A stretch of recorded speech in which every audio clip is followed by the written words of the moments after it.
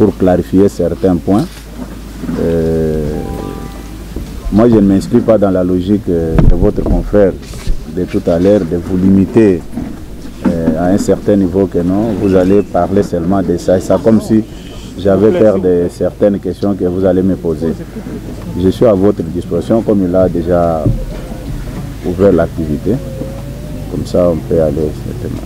Ça va, on va tirer sur les députés provinciaux et les députés nationaux de la Tchopo. Vous leur avez attribué la responsabilité de la chute de la province de la Tchopo.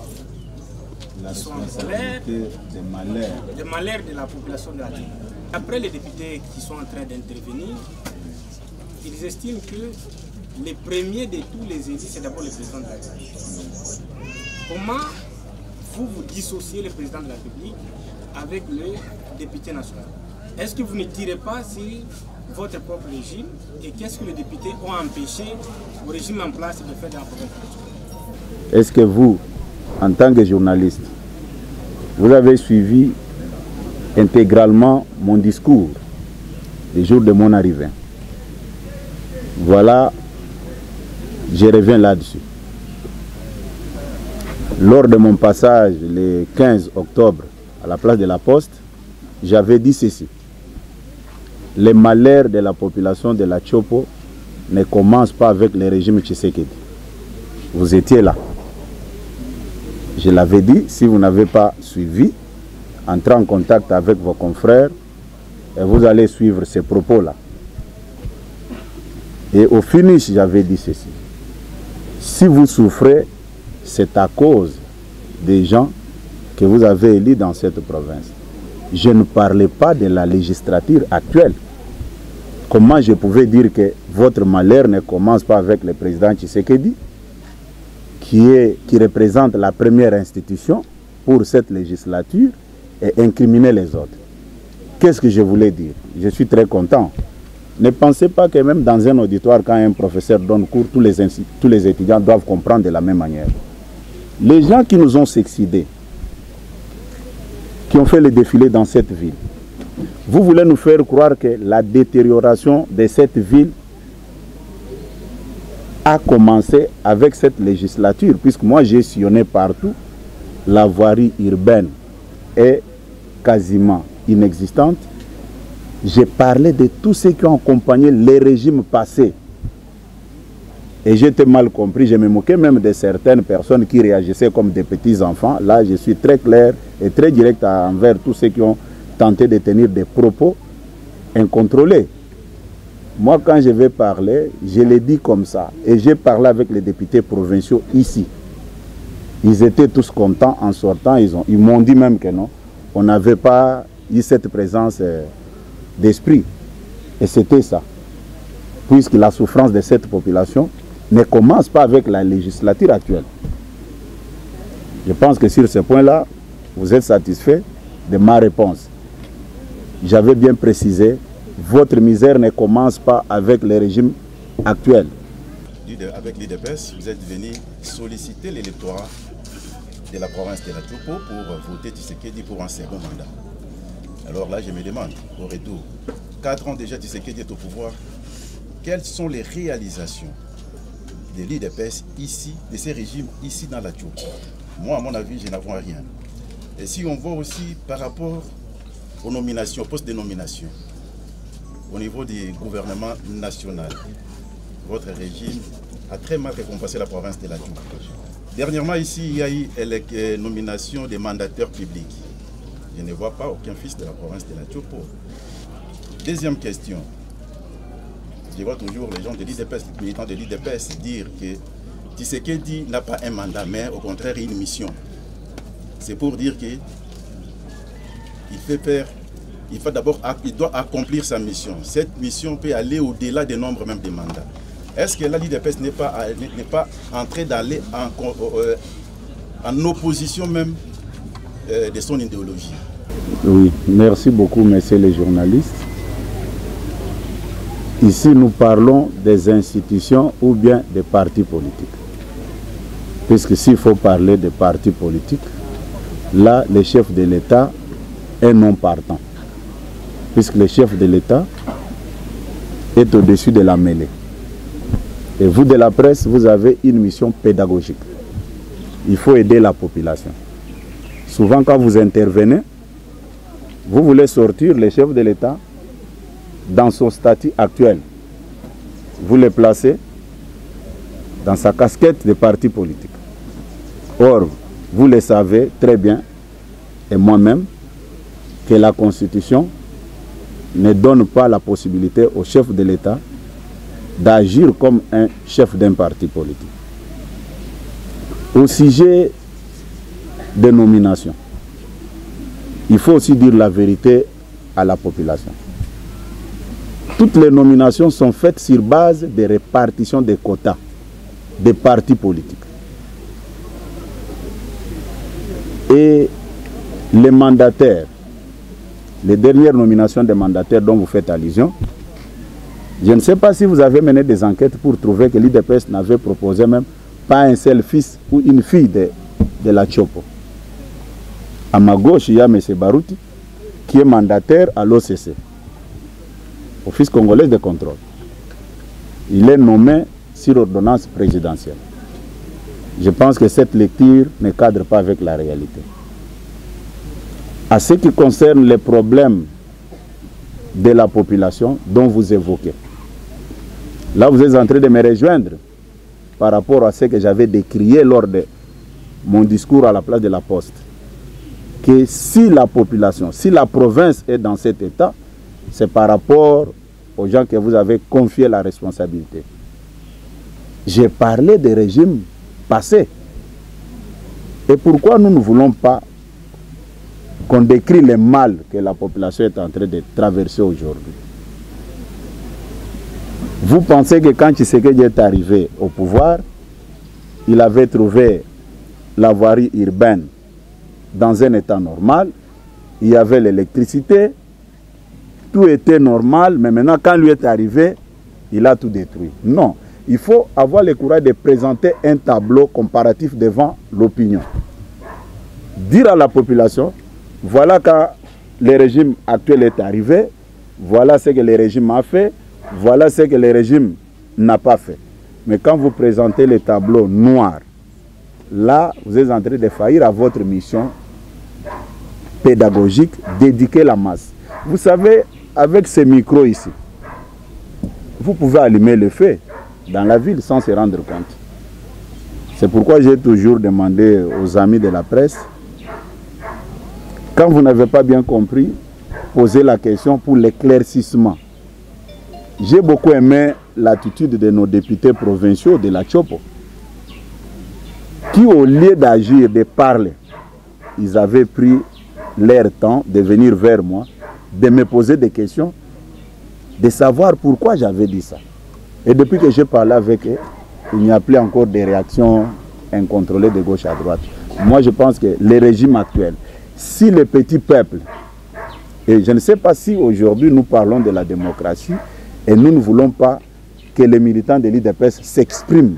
Moi-même, secrétaire général, quand je suis arrivé ici chez vous, je l'ai dit au effort qu'en 2023, élection ou rien. Mais pourquoi je n'ai pas tenu le discours des militants dont vous faites allusion? Je pense que nous sommes responsables.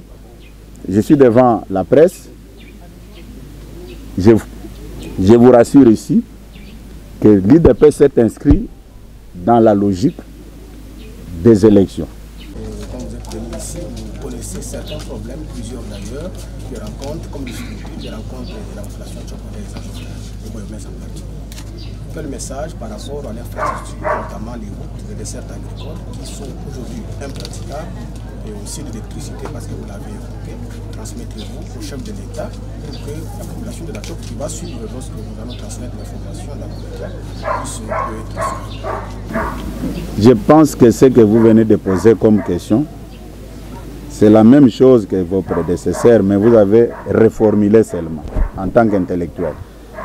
Moi, je vais vous dire clairement que la solution au problème de la population de Tchopo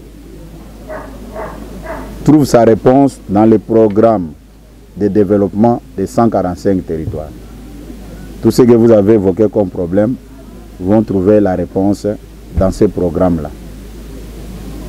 Dans le programme de développement des 145 territoires, l'État congolais a tout prévu. Les problèmes des infrastructures, tout est dedans. Merci. Plusieurs personnes se réclamant responsables ou engagés officiellement l'Union sacrée. Est-ce qu'on peut savoir aujourd'hui, c'est quoi l'Union sacrée en fait? D'abord, par définition, union c'est quoi?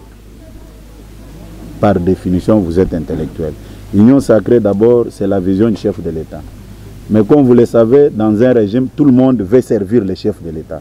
Peut-être on ne le fait pas dans l'ordre. Il y a les gens qui se disputent le leadership, comme vous dites. Et raison pour laquelle vous êtes en train, en posant vos questions, vous êtes en train de me rejoindre dans certains propos tenus ces jours-là. Jusqu'à preuve du contraire, l'Union sacrée n'a pas encore mis en place des coordinations au niveau des provinces. Mais nous ne pouvons pas empêcher les responsables politiques, quand ils viennent ici, se présentent devant la population que non, moi je suis le coordonnateur, je suis ceci et cela. C'est tout à fait normal. Ils peuvent mener cette démarche, mais souffrez que dans les jours à venir, l'Union sacrée va mettre en place des structures même au niveau provincial. À votre arrivée, vous vous êtes fait accompagner par le pasteur Jules Moulindwa. Est-ce que c'était une crainte de mobilisation que vous avez fait associer cet homme de Dieu populaire de Kisangani pour essayer de combler les vides à la poste? Oui, merci beaucoup. Je pense que présenter la chose de cette manière-là, ce n'est pas vraiment sérieux, c'est méchant. D'abord, au départ, je suis un croyant de la parole de Dieu. Je suis un croyant pratiquant. Je ne vois pas le mal quand j'invite les hommes de Dieu. Je ne sais pas si vous avez déjà pris part aux manifestations de l'IDPS. Souvent, nous marchons avec les hommes de Dieu. Nous invitons les hommes de Dieu. Il n'y avait pas seulement les pasteurs dont vous venez d'évoquer les noms. Il y avait d'autres confessions religieuses. Il y avait même des musulmans. Il y avait toutes les couches de la population ces jours-là. Avant mon départ, vous m'avez vu passer partout en train de remercier ces gens-là. C'était un signe de reconnaissance de leur rapport par rapport à cette manifestation-là. Vous-même, vous étiez à la place des meetings. Vous avez vu qu'il y avait une couche de la population qui était vraiment très pressée pour que je parle, qui voulait empêcher à l'homme de Dieu de ne plus même prier. Et j'étais obligé de me tenir debout pour calmer cette population et dire non, moi en tant que chrétien, j'ai invité les hommes de Dieu pour qu'ils prient pour moi. C'est tout à fait normal. Je ne sais pas quel est le péché que j'ai fait. Si j'avais amené encore un féticheur, on allait me dire que non, voilà, au lieu d'amener même les hommes de Dieu, lui s'est fait accompagner par des féticheurs. Maintenant, je ne comprends absolument rien. C'est aimer une chose et son contraire. Moi-même, au départ, je suis croyant de la parole de Dieu. Et je peux vous avouer ici, ni tété l'accompagnement céleste, je ne pouvais pas faire tout ce que je fais ici. Si je l'ai fait, c'est grâce à Dieu. Et puis, depuis que j'occupe le poste du secrétaire général, j'ai connu beaucoup de problèmes. Mais si j'étais encore debout, c'est grâce à Dieu. Et je dois être reconnaissant envers ce Dieu-là. Mais il est écrit dans la Bible que je serai avec vous partout où vous serez. Vous pensez que quand le Seigneur vous accompagne, c'est pour qu'il y ait un échec? Non, il n'y a que les païens qui ne comprennent pas. Moi, je suis croyant de la parole de Dieu. Tout ce que je fais, je sais très bien que c'est Dieu seul qui le fait pour moi. Moi, je ne suis qu'un instrument que le Seigneur utilise. S'il vous plaît, que la présence des hommes de Dieu ne vous indispose pas.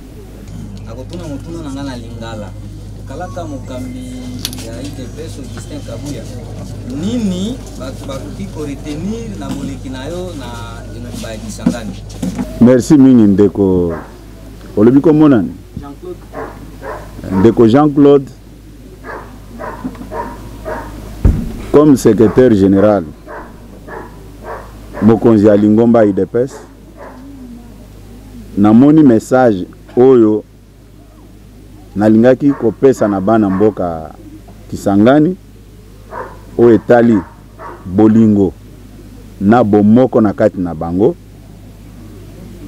te ke o na yebisaki bango na sengaki bana Kisangani bamilengele pona maponomi oyo koya na 2023 ya mibale bazala mutu moko bazala na bolingo balinga mboka na bango basalisa ba service ya l'État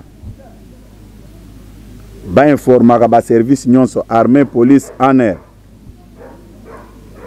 bazala tentete ya ko faciliter munguna po a continuer na kosala mabe na mboka oyo oyebi Kisangani ndenge ezali boye soki tozongeli na ancienne configuration ya grande province orientale baza koboma bato na Ituri mikolo nyonso oyo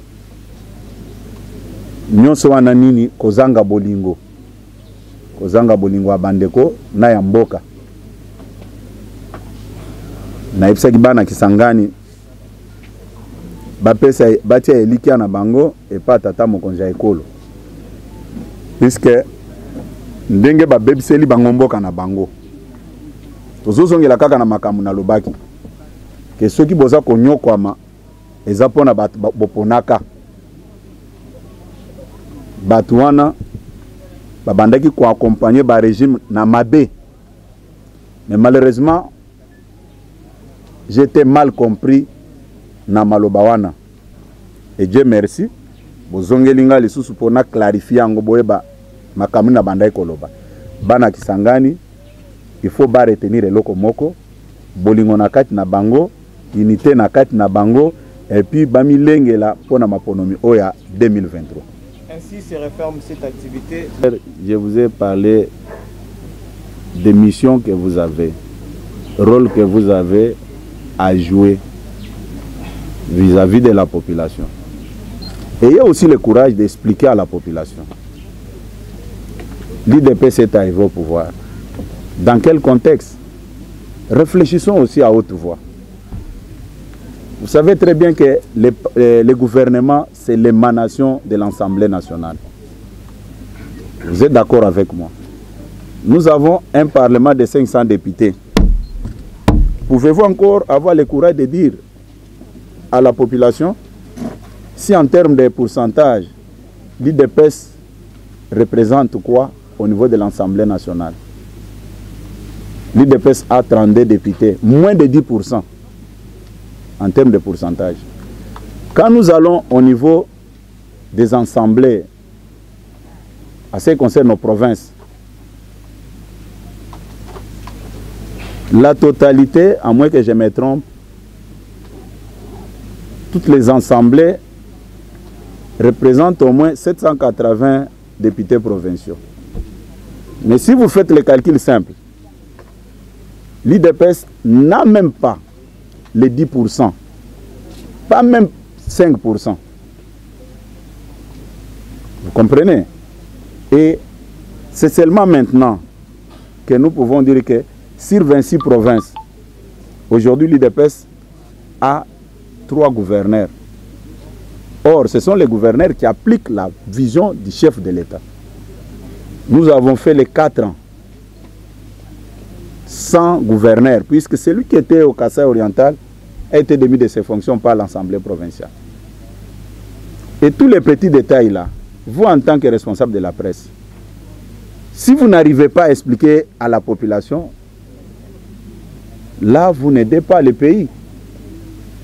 C'est comme vous êtes là, vous n'avez pas les moyens pour acheter les habits pour vos enfants, pour votre épouse, ou soit vous avez un salaire de $100, mais on te demande de payer les frais scolaires de tes enfants de 500 $. Comment ça va se faire? Pourquoi on parle de l'union sacrée? C'est parce que l'IDPS n'était pas en mesure de réunir une majorité, d'appliquer son programme. Mais tout ça, c'est vous de la presse qui peuvent dire ça à la population, expliquer que non, voilà, par rapport à ça, l'IDPS ne pouvait pas atteindre tel objectif. Raison pour laquelle nous demandons à ce que la population fasse confiance à l'IDPS pour qu'en 2023, qu'on ait notre propre majorité. Et je peux encore rentrer au gouvernement. Nous avons un gouvernement de 56 ministres. Et l'IDPS a combien de ministres? Moins de 10. En termes de pourcentage, ça représente combien? Vous pensez qu'avec tous ces détails, non. Nous sommes dans une coalition où chaque composante arrive pour servir la République. Et ce sont des réalités politiques qui nous ont mis ensemble. Voyons voir en 2023 ce qui va arriver. Dire que vous ne vous retrouvez pas, c'est trop fort. La politique de l'IDPS, c'est le peuple d'abord. Pas même l'IDPS d'abord, mais le peuple d'abord. C'est la raison pour laquelle le chef de l'État a mis en place un programme de développement de 145 territoires. Dans les 145 territoires, tu fais partie de ces 145 territoires, tu vas te retrouver. Merci beaucoup.